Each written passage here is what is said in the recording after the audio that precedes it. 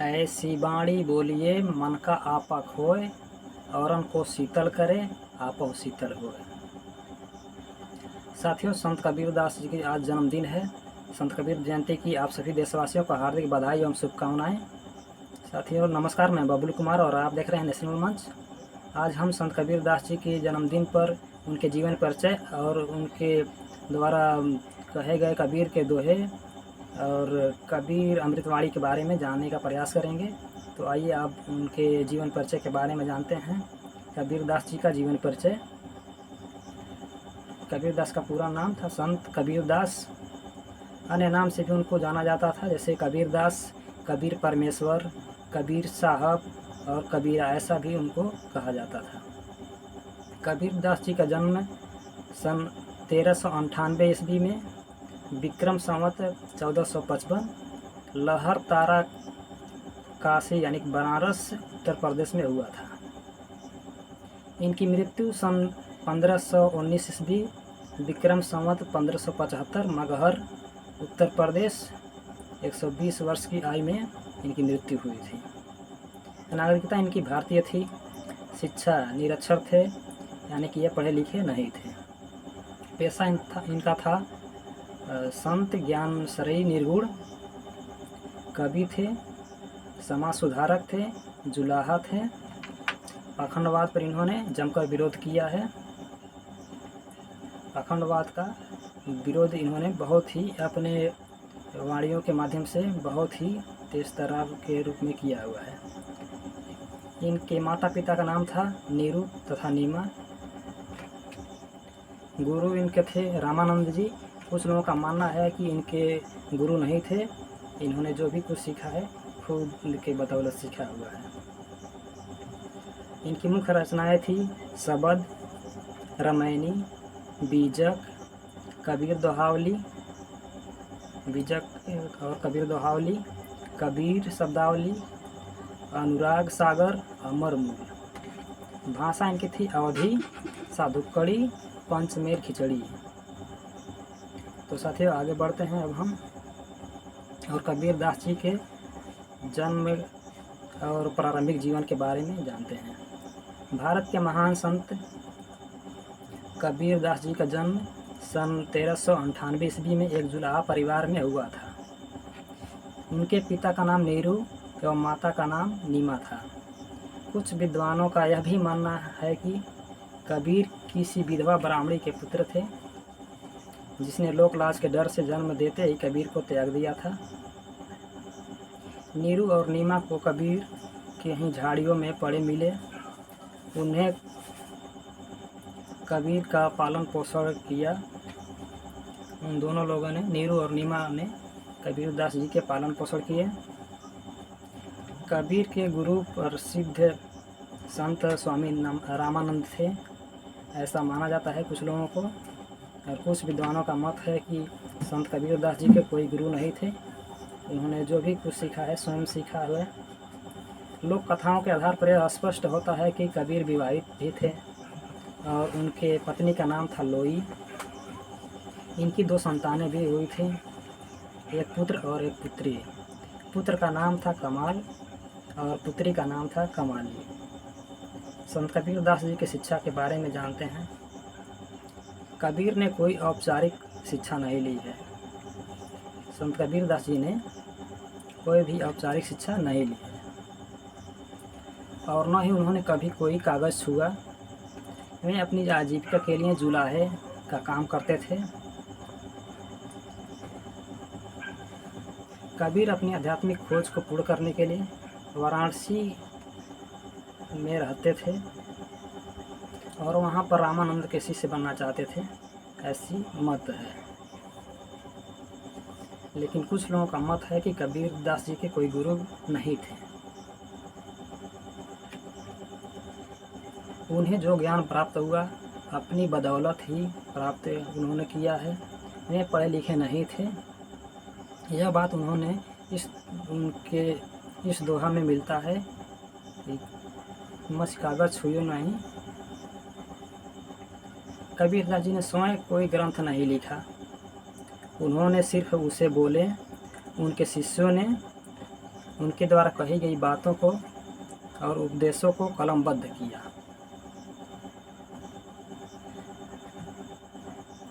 और कबीरदास जी के बारे में जानकर ही आश्चर्य होता है कि उन्होंने कभी कागज़ कलम को हाथ तक नहीं लगाया, ना ही कोई पढ़ाई की और न ही उनके कोई औपचारिक गुरु थे।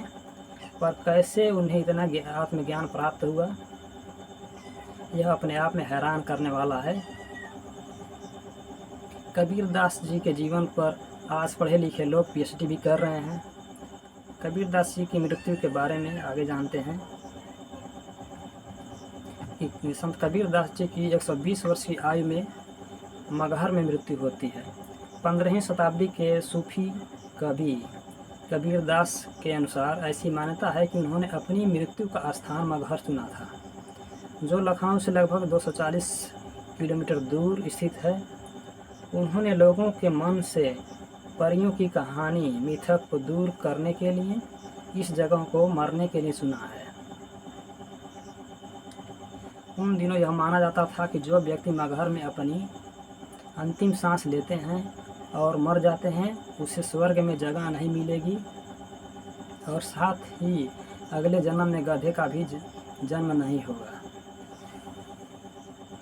लोगों के मिथक और अंधविश्वासों को तोड़ने के कारण कबीरदास की मृत्यु काशी के बजाय मगहर में हुई। विक्रम संवत 1575 में हिंदू कैलेंडर के अनुसार उन्होंने माघ शुक्ल एकादशी पर वर्ष 1518 में जनवरी के महीने में मगहर में दुनिया छोड़ दिया। मगहर संत कबीर नगर ज़िले में पड़ता है। संत कबीर नगर जिसकी मुख्यालय खलीलाबाद है। तो आइए आगे हम जानते हैं कि संत कबीरदास जी के बारे में यह भी माना जाता है कि जो काशी में मर जाता है वह सीधे स्वर्ग जाता है। इसलिए संत कबीरदास जी ने इसको तोड़ने के लिए, इस परंपरा को तोड़ने के लिए मगहर में मरना उचित समझा था। यह माना जाता था कि जो काशी में मर जाता है वह सीधे स्वर्ग में जाता है।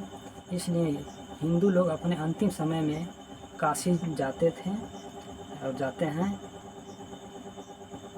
मगहर में कबीरदास की मजार और समाधि है। संत कबीर नगर के मगहर में संत कबीरदास जी की समाधि स्थल है। उनकी मृत्यु के बाद उनके हिंदू और मुस्लिम धर्म के अनुयायी उनके शरीर के अंतिम संस्कार के लिए लड़ते हैं, लेकिन जब वे शव से चादर निकालते हैं तो उन्हें केवल कुछ फूल मिलते हैं जिन्हें उन्होंने अपने रीति रिवाज और परंपराओं के अनुसार अंतिम संस्कार पूरा किया। समाधि से कुछ मीटर दूरी पर एक गुफा है जो मृत्यु से पहले उनके ध्यान का केंद्र और ध्यान का संकेत देती है। कबीर शोध संस्थान नाम का एक ट्रस्ट चल रहा है जो कबीर दास के कार्यों पर शोध को बढ़ावा देने के लिए शोध फाउंडेशन के रूप में काम करता है। यह शैक्षिक संस्थान भी चल रहे हैं जिनमें कबीर दास की शिक्षाएं शामिल हैं। कबीर दास जी की जयंती। महान कबीर दास का जन्म ज्येष्ठ पूर्णिमा के दिन हुआ था। इसलिए हर वर्ष जेठ पूर्णिमा के दिन ही उनकी जयंती मनाई जाती है। इस दिवस पर कबीर पंथ के अनुयायी कबीर के दोहे पढ़ते हैं, शिक्षा से सबक लेते हैं। संत कबीर दास जी की शिक्षाओं से सबक लेते हैं। लोक कथा और सत्संग का आयोजन भी करते हैं। संत कबीर दास जी की कथाओं का आयोजन किया जाता है। इस दिन लोग अक्सर उनके जन्म स्थान वाराणसी के कबीर चौथा मठ में धार्मिक उपदेश का आयोजन करते हैं।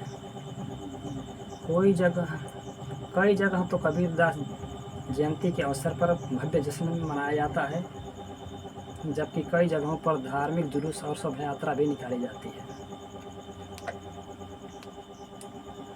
इस दिन लोग अक्सर उनके जन्म स्थान और मृत्यु स्थान जैसे जन्म स्थान काशी बनारस में लोग इकट्ठा होते हैं और मृत्यु स्थान मगहर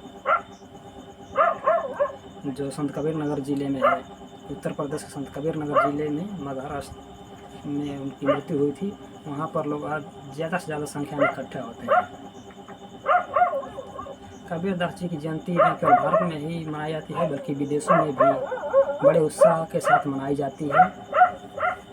संत कबीरदास जी की जयंती प्रत्येक वर्ष जेठ महीने की पूर्णिमा के दिन मनाया जाता है। इस साल साथियों 22 जून 2024 को दिन शनिवार को संत कबीरदास जी की जयंती पड़ी हुई है। लोग बहुत ही हर्षोल्लास के साथ मना रहे हैं। पूरे देश में मनाया जा रहा है संत कबीरदास जी की जन्मदिन। तो साथियों अब हम उनके बारे में कुछ और जानकारी इकट्ठा करते हैं।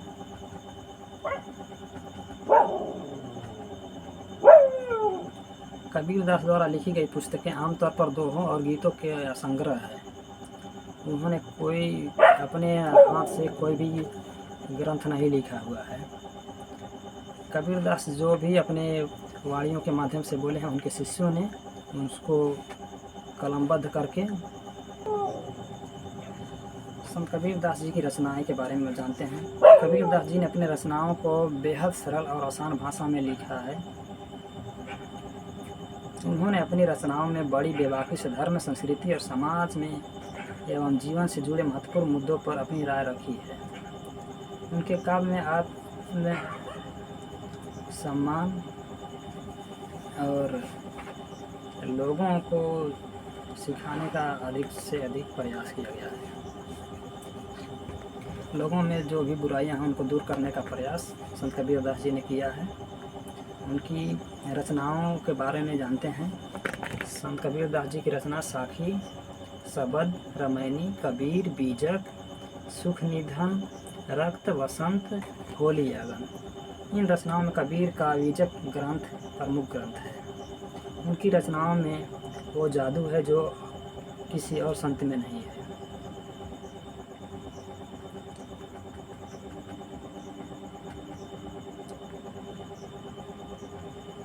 कबीर का साहित्यिक परिचय के बारे में जानते हैं। कबीर एक महान संत भी थे और संसारी भी थे, समाज सुधारक भी थे और एक सजग कवि भी थे। वह अनाथ थे लेकिन सारा समय उनकी छत्र छाया की अपेक्षा करता था। अनाथ थे लेकिन उनको नीरू तथा नीमा नामक दंपतियों ने पालन पोषण करके बड़ा किया था।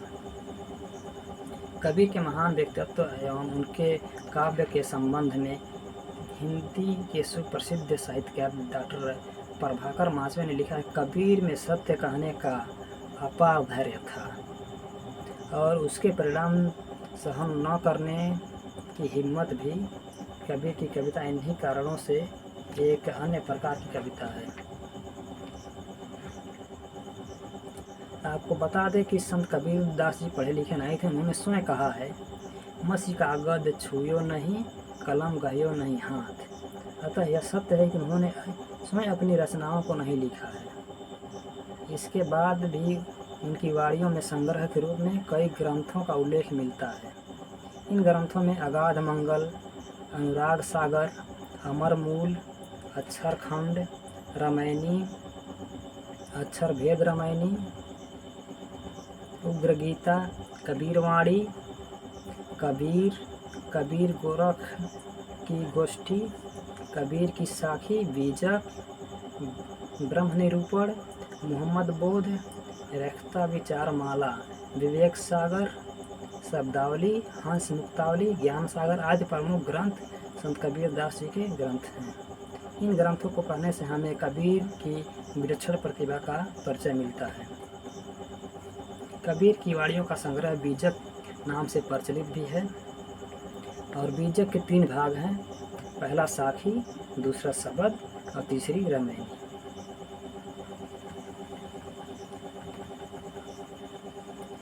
कबीरदास जी एक हिंदू भी थे, एक मुसलमान भी थे, ऐसा माना जाता था।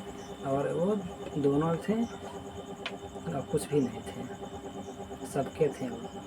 ऐसा माना जाता है कि कबीरदास की मृत्यु के बाद हिंदुओं और मुसलमानों ने कबीरदास का शव प्राप्त करने के लिए, यानी कि उनका मृत शरीर प्राप्त करने के लिए दावा किया था। में दोनों कबीर दास के शव का अंतिम संस्कार अपने रीति रिवाजों के और परंपराओं के अनुसार करना चाहते थे। हिंदुओं ने कहा कि वे शरीर को जलाना चाहते हैं क्योंकि वह एक हिंदू थे, और मुसलमानों ने कहा कि वे मुस्लिम संस्कार के तहत दफनाना चाहते हैं क्योंकि वह एक मुसलमान थे।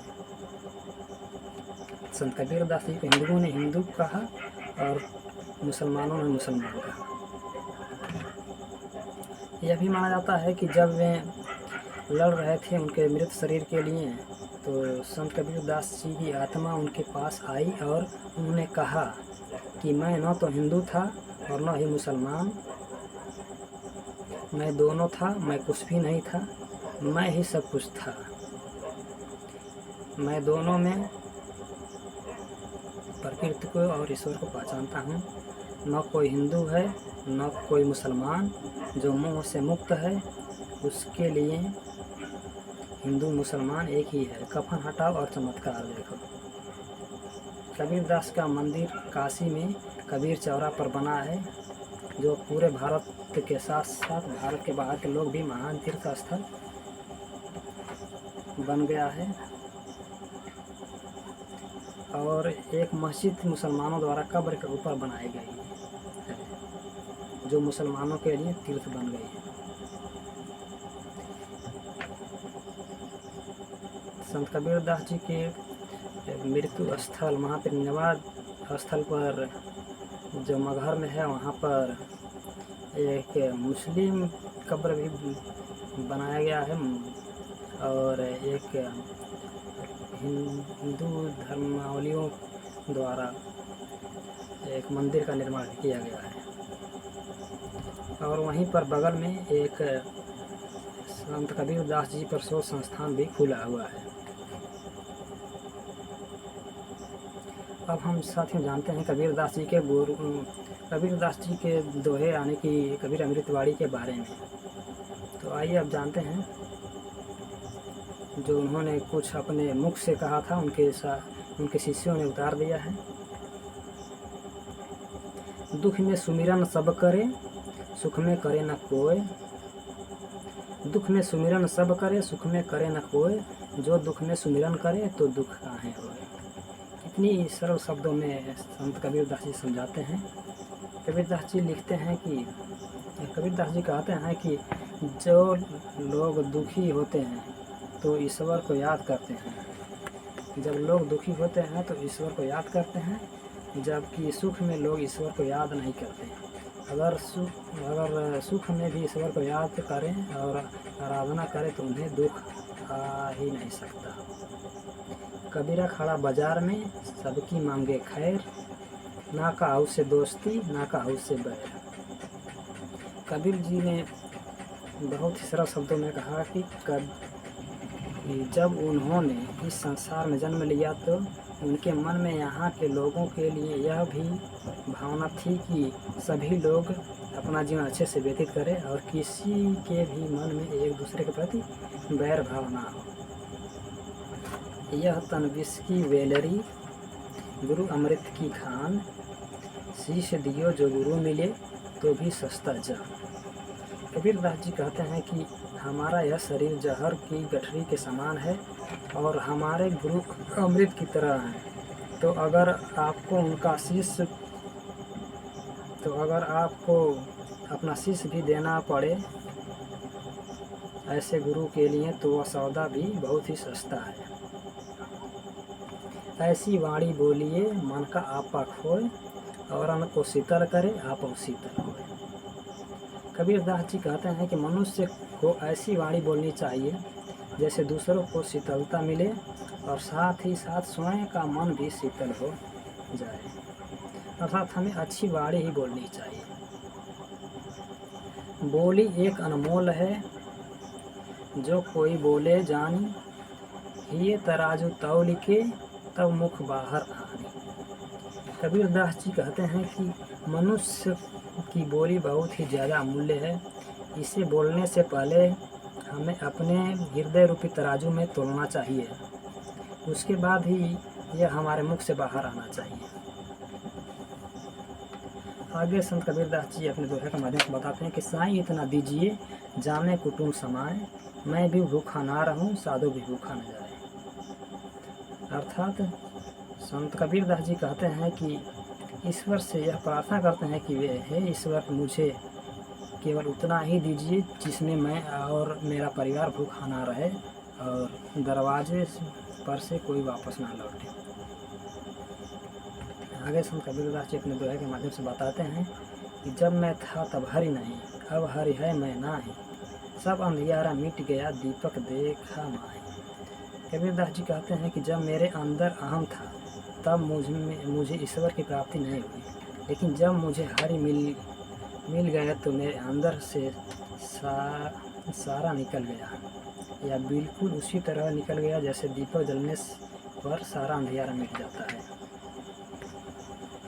बुरा जो देखन मैं चला, बुरा न मिलिया कोई, जो मन को अपना मुझसे बुरा न कोई। कबीरदास जी कहते हैं कि जब मैं इस संसार में बुरा खोजने चला तो मुझे कोई बुरा आदमी नहीं मिला।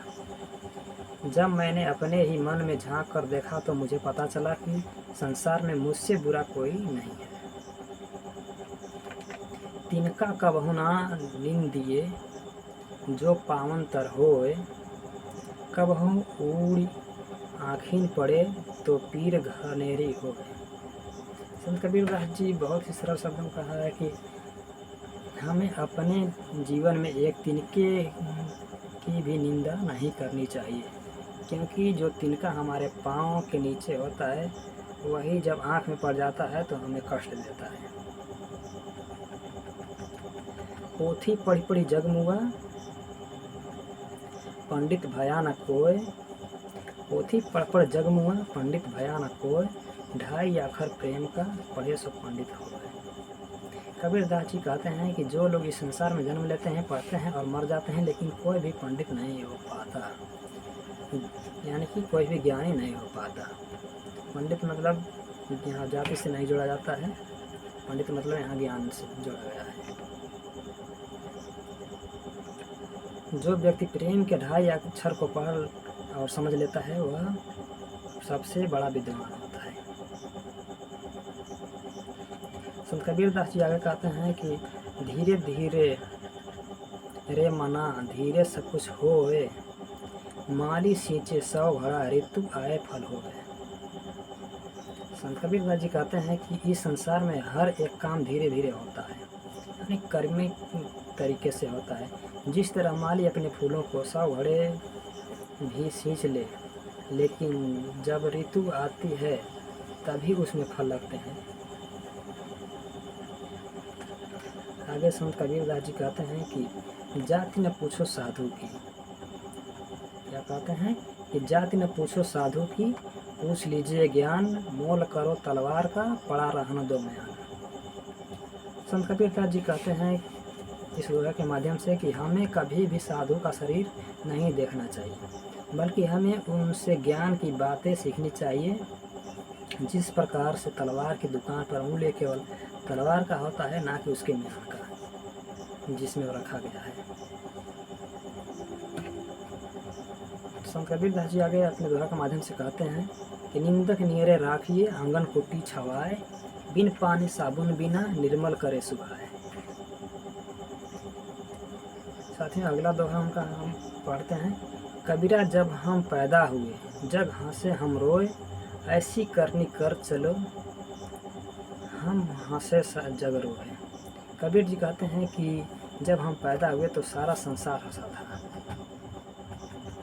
क्या कहते हैं कबीरदास जी कि जब हम पैदा हुए थे तो सारा संसार हंसा था और हम रोए थे, लेकिन हमें इस संसार में ऐसी काम करके जाना था कि जब हमारी मृत्यु हो तो हम हंसे और यह पूरा संसार हमारी मृत्यु पर आंसू बहाए। मांगन मरण सम्मान है, मत मांगो कोई भीख। कबीरदास जी अपने दोहा के माध्यम से कहते हैं कि मांगन मरण समान है, मत मांगो कोई भीख, मांगन से मरना भला, ये सद्गुरु की सीख। कबीरदास जी कहते हैं कि मांगना और मरना एक समान है, इसलिए भीख मत मांगो, उनके गुरु कह गए कि भीख मांगने से अच्छा मरना है।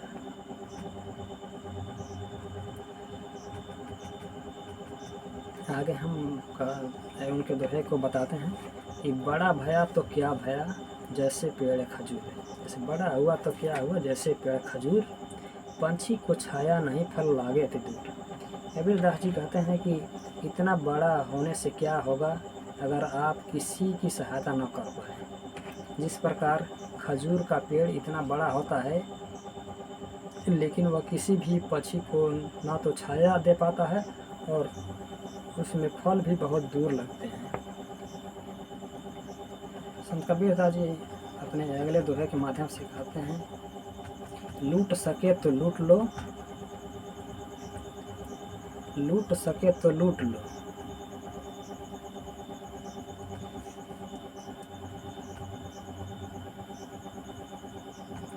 संत कबीरदास जी कहते हैं, लूट सके तो लूट ले हरि नाम की लूट, अंत समय पछताएगा जब प्राण जाएंगे छूट।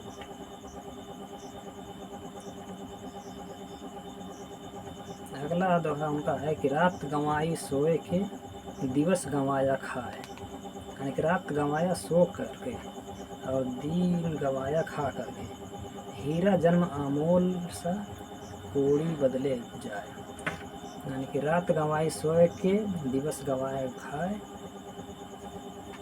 हीरा जन्म अमोल सा कोड़ी बदले जाए। इसका अर्थ संत कबीरदास जी का सीधे सीधे कहते हैं कि इस संसार में जन्म लेने के बाद मनुष्य रात में सोकर और दिन में खाकर अपने अमूल्य समय को बर्बाद कर देता है और इसी हीरे रूपी जन्म को कौड़ी में बदल देता है। अगला दोहा है संत कबीरदास जी का, कुटिल वचन सबसे बुरा जा से होत न चार, साधु वचन जल रूप है बरसे अमृतधार।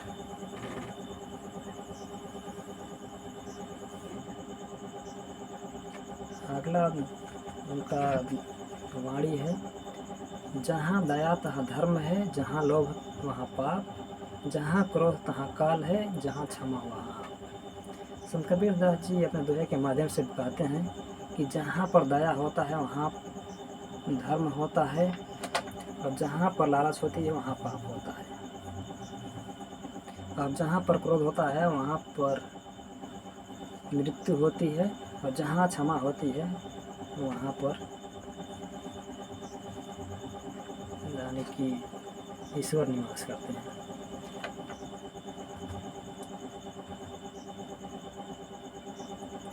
तीर्थ गए से एक फल, संत कबीरदास जी अपने दोहे के माध्यम से कहते हैं, तीर्थ गए से एक फल, संत मिले फल चार, सतगुरु मिले अनेक फल, कहे कबीर विचार। कबीर का कहना है कि तीर्थ जाने से हमें एक फल मिलता है, तीर्थ जाने से हमें एक फल मिलता है, वहीं अगर संत मिल जाए तो हमें चार फल मिलते हैं। लेकिन अगर हमारे जीवन में एक अच्छे गुरु और अगर हमारे जीवन में एक अच्छे गुरु मिल जाए तो हमें अनेकों फल मिलते हैं। आगे हम कबीरदास जी के दोहे के माध्यम से आपको सुनाते हैं।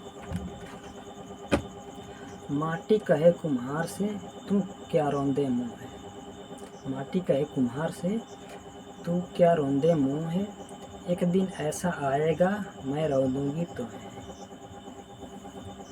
कबीरदास जी कहते हैं कि मिट्टी कुम्हार से कहती है कि तू मुझे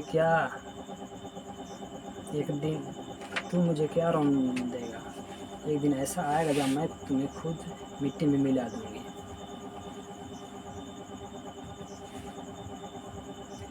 धर्म किए धन ना घटे, नदी न घटे नीर, अपने आँखों देख ले योग कथी कहीं कबीर। कबीरदास जी कहते हैं कि धर्म का कार्य करने से कभी धन नहीं घटता और ना तो नदी को देखने से उसका पानी कम होता है। कबीर जी कहते हैं कि यह उन्होंने अपनी आँखों से देखा है। माला फेरत जग भया फिरा न मन का फेर, पूजा पाठ करने वाले के लिए संत कबीरदास जी कहते हैं कि माला फेरत जग भया, फिरा न मन का फेर, कर का मन का डार दे, मन का फेर। कबीरदास जी कहते हैं कि दिन रात भगवान की पूजा करने से कुछ नहीं होगा जब तक आपका मन अंदर से शुद्ध नहीं है, इसलिए सबसे पहले अपने मन को शुद्ध करना चाहिए। संत कबीरदास जी अपने दोहे के माध्यम से कहते हैं, अति का भला न बोलना, अति की भली न चूप, अति का भला न बरसाना, अति की भली न धूप। कबीरदास जी कहते हैं इस दोहा के माध्यम से कि ना तो ज़्यादा बोलना ही अच्छा है और ना ही ज़्यादा चुप रहना अच्छा है। उसी तरह ना तो ज़्यादा बरसना ही अच्छा है और ना ही ज़्यादा धूप अच्छी है। तो साथियों, ये थी संत कबीरदास जी के बारे में कुछ जानकारियाँ और उनके कुछ दोहों के बारे में। तो साथियों, मिलते हैं नेक्स्ट वीडियो में। तब तक के लिए धन्यवाद। सब्सक्राइब कर लीजिए ताकि ऐसे वीडियो आप लोगों को मिलती रहे। तब तक के लिए धन्यवाद। जय भीम, जय भारत, जय संविधान।